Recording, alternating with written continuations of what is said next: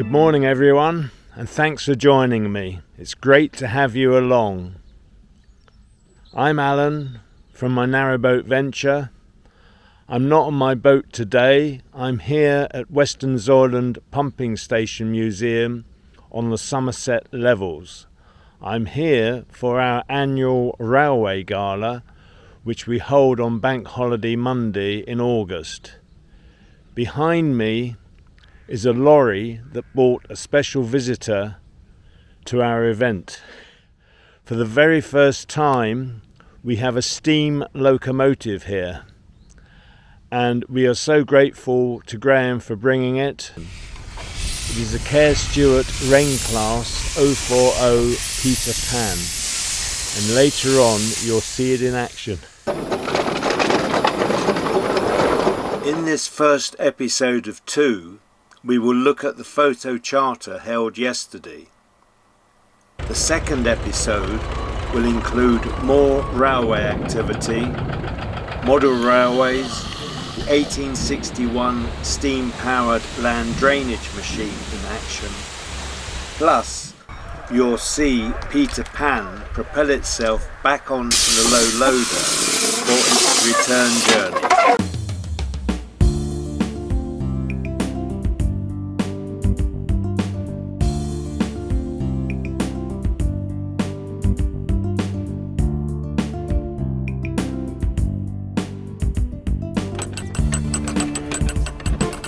Hi, and thanks for joining me. For those of you not aware, I am a trustee of Westonzoyland Engine Trust, the charity which runs the Pumping Station Museum.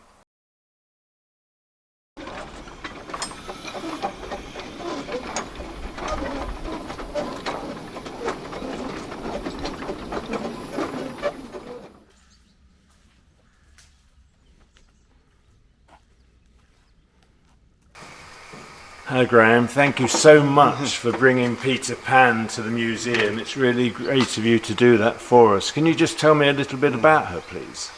Yes, 100 years ago, a company in Stoke-on-Trent called Kerr Stuart built this locomotive. It was a standard design of theirs. They built well over 150 of them over a period of time.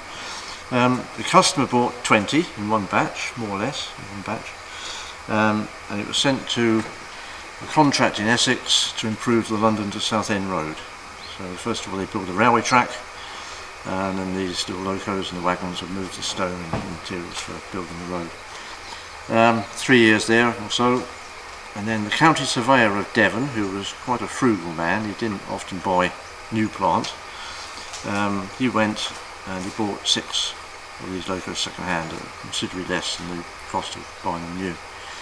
And this one and 2 others were put into a big roadstone quarry just north of Tavistock, and that's where they spent the bulk of their working lives.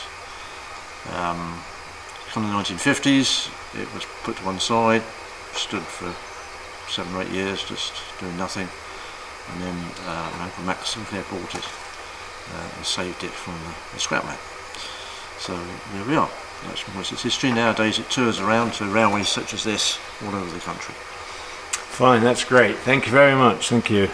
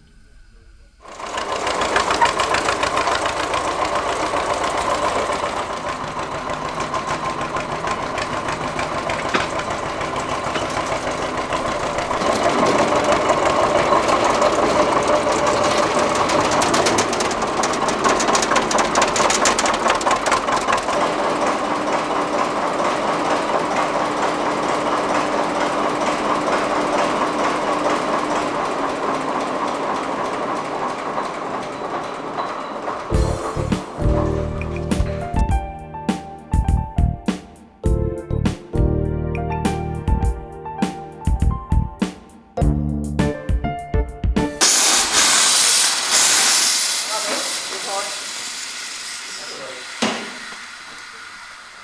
must go in because we have these two things. That's over £100 as a boiler.